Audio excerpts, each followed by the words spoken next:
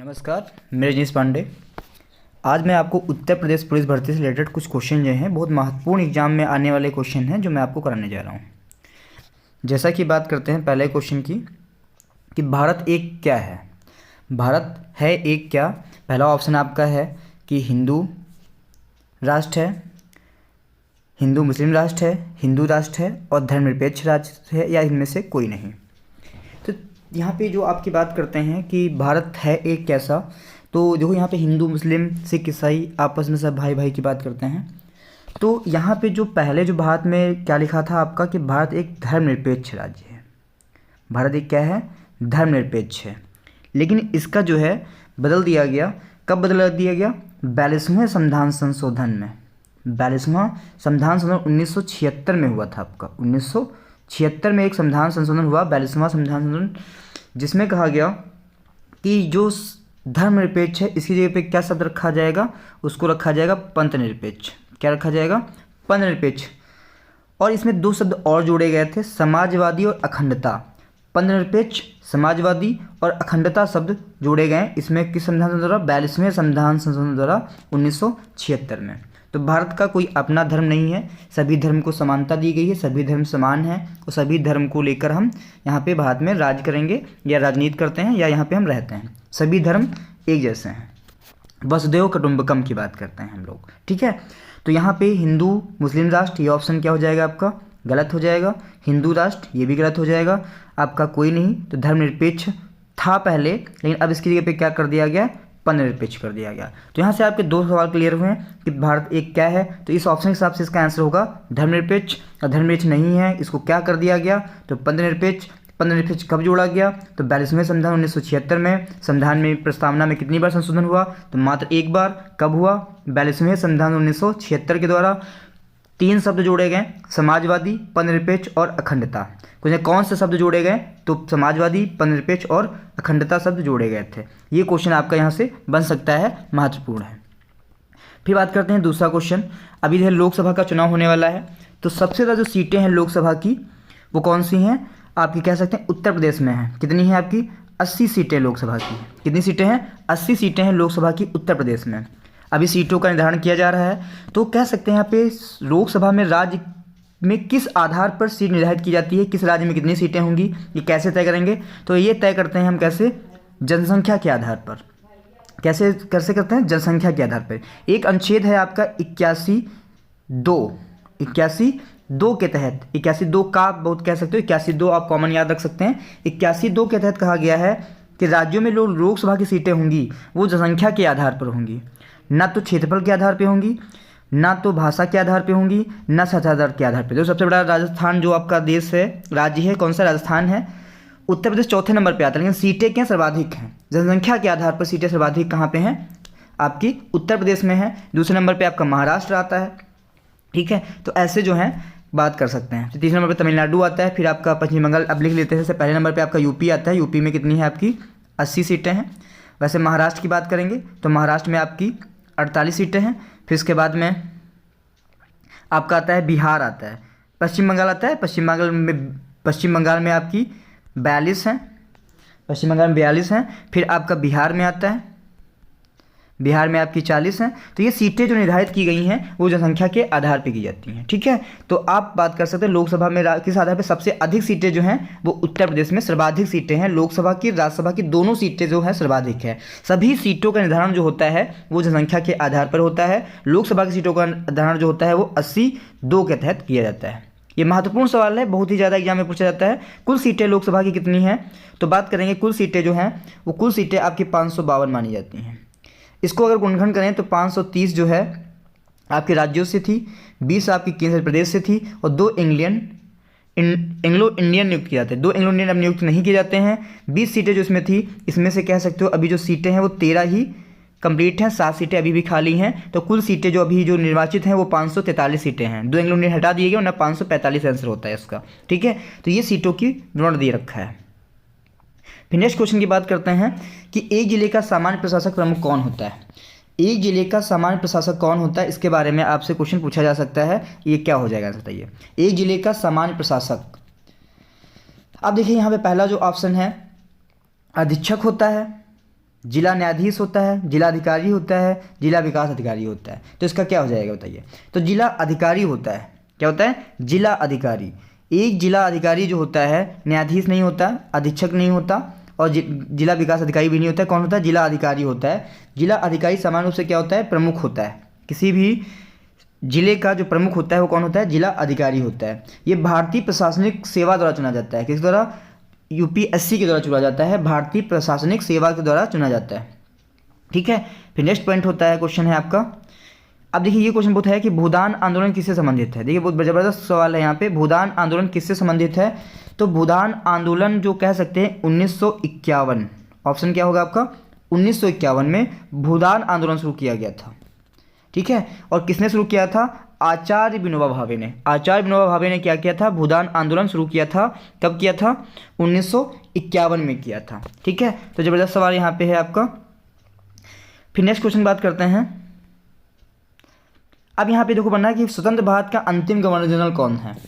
स्वतंत्र भारत का अंतिम गवर्नर जनरल, स्वतंत्र भारत का, अब स्वतंत्र भारत का भारतीय नहीं लिखा है यहाँ पे। अगर यहाँ पे क्वेश्चन लिख देता स्वतंत्र भारत का भारतीय अंतिम गवर्नर जनरल, तो यहाँ पे हो जाता सी राजगोपालाचारी। चाहे प्रथम भारतीय चाहे अंतिम भारतीय पूछता तो सी राजगोपालाचारी। ये स्वतंत्र भारत का अंतिम पूछा है तो आ जाएगा लॉर्ड माउंटबेटन। लॉर्ड माउंटबेटन जो थे, ठीक है, अंतिम स्वतंत्र भारत के अंतिम गवर्नर जनरल। ठीक है, अब यहाँ पे कह सकते हैं कि जबकि अंतिम गवर्नर जनरल तथा प्रथम भारतीय गवर्नर जनरल जो था वो कौन थे, सी राजगोपालाचारी।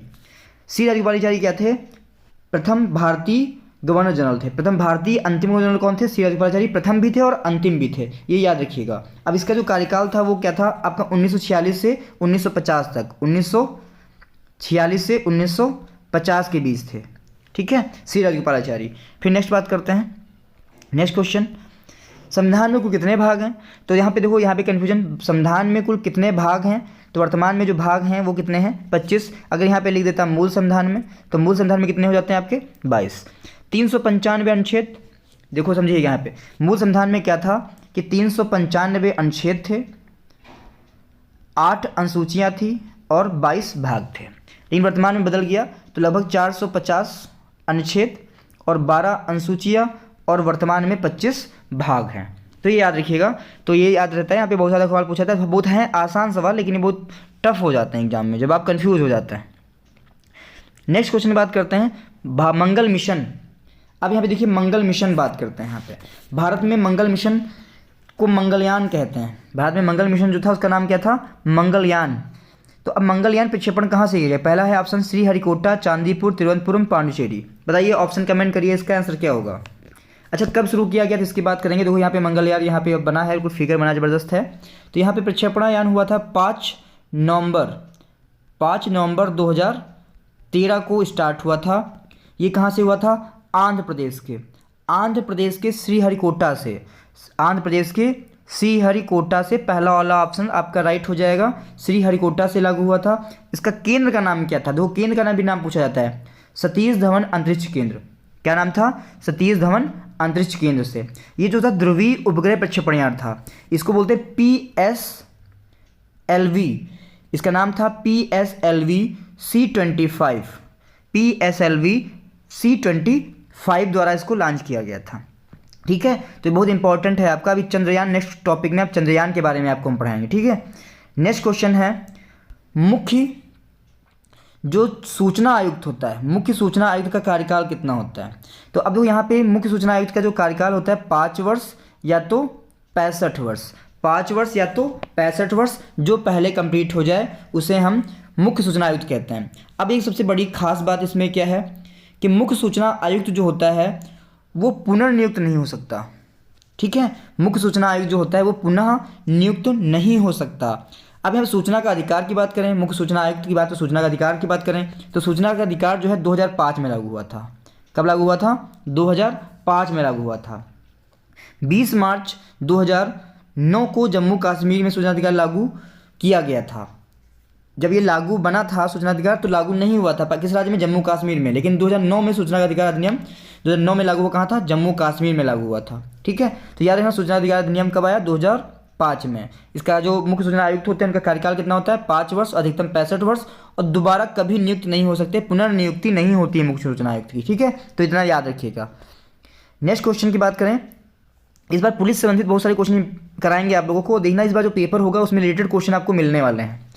राज्य में महिला का मुख्य वेशभूषा देश साड़ी नहीं है। किस राज्य में महिला का वेश जो है वो साड़ी नहीं है? तो यहाँ पे बात करेंगे, पहला ऑप्शन है आपका, यहाँ पे आपका अरुणाचल प्रदेश है ऑप्शन, बंगाल, यहाँ पे कोई ऑप्शन छूट गया है, प्रदेश लिख दिया, या पश्चिम बंगाल कह सकते हैं, यहाँ पे पश्चिम बंगाल, यहाँ पे प्रदेश छोड़ो, उसमें ऑप्शन देखो बंगाल ले लेते हैं आपका, अरुणाचल प्रदेश, आंध्र प्रदेश, 3 में ही ऑप्शन था, ये क्या हो जाएगा? तो याद रखिएगा, जो अरुणाचल प्रदेश है यहाँ पे जो महिलाएं होती हैं वो साड़ी नहीं पहनती। क्या पहनती हैं? बिना आस्तीन व बिना कॉलर वाली कमीज़ पहनती हैं, और कमर पे क्या बांधती हैं? वो पट्टा बांधा होता है, इसके ऊपर पूरा आस्तीन या जैकेट धारण करी होती हैं। ठीक है, तो इसे जो बोलते हैं, जो ड्रेस होती है उसे बोलते हैं मुसेइक। उसे क्या बोलते हैं? मुसेइक, मुसेइक ड्रेस को बोलते हैं। ठीक है, अब इनका वेशभूषा जो साड़ी नहीं है, एग्जाम्पल तौर पे आप इसको समझ लीजिएगा, वेशभूषा अरुणाचल प्रदेश का साड़ी नहीं है, तो क्या है? तो मुसेइक है, ये याद रखिएगा। अब देखो ये बहुत अच्छे सवाल हैं जो एग्जाम में पूछे जाते हैं। साड़ी तो ज़्यादातर महिलाएं पहनती हैं, लेकिन ऐसा राज्य जहाँ पे साड़ी नहीं पहनी जाती तो वहाँ पे अरुणाचल प्रदेश आंसर हो जाएगा आपका। नेक्स्ट क्वेश्चन है, जातक कथाएं किससे संबंधित? सब जानते हैं महात्मा बुद्ध से। जातक कथाएं बुद्ध के पूर्व जन्म से कहानी वर्णित है, किससे हैं? महात्मा गौतम बुद्ध। ठीक है, नेक्स्ट क्वेश्चन बात करते हैं, लैंगिक समानता हेतु कौन सा उपाय अनुचित नहीं है? अब यहाँ पे देखिए, पहला ऑप्शन है लैंगिक समानता हेतु कौन सा उपाय अनुचित है? अनुचित है। महिला सशक्तिकरण क्या है? अनुचित है। समान वेतन क्या है? अनुचित है। दहेज विरोधी कानून अनुचित है। घर से बाहर काम भेजना, अब तो ये अनुचित नहीं है, ये अनुचित नहीं है। घर से बाहर काम पे भेजना उनको अनुचित नहीं है। वो ज़बरदस्ती हम किसी भी महिलाओं को घर से बाहर काम के लिए हम भेज नहीं सकते हैं, मतलब दबाव नहीं बना सकते हैं, दबाव नहीं बना सकते हैं, ये गलत है। अनुचित क्या है आपका? ये है। ठीक है, बाकी सारी जो चीज़ें हैं वो अनुचित। समान वेतन होना चाहिए, दहेज नहीं पड़ना चाहिए, दहेज विरोधी कानून बनना चाहिए, सब महिला सशक्तिकरण होना चाहिए, ये अनुचित है। घर से बाहर काम पे भेजना अनुचित नहीं है।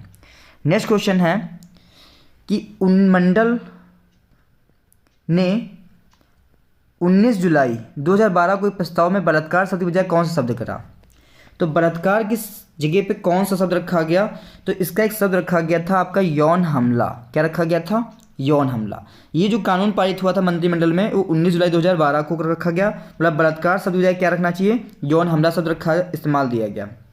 ठीक है, और ये जो यौन उत्पीड़न के पुरुष पीड़ितों को कवर करना था। ठीक है, तो ये समझ लीजिए इसका आंसर जो हो जाएगा, हमला नहीं था, यौन अपराध गलत है, यौन बुराई गलत है। क्या रखा गया था? यौन हमला रखा गया था बलात्कार शब्द के जगह पे। नेक्स्ट क्वेश्चन बात करते हैं, भारत में महिलाओं की खराब दशा लिए कौन जिम्मेदार नहीं है? अब यहाँ पे बात करते हैं महिलाओं की दिशा, तो यहाँ पे बात करें जिम्मेदार नहीं है तो पुरुष प्रधान प्रदेश ये है, दहेज प्रथा है, बाल विवाह है, पुनर्विवाह, यहाँ पे सही लिख लेना है इसको। तो पुनर्विवाह जो है, पुनर्विवाह जो है यहाँ पर ये जो है जिम्मेदार नहीं है।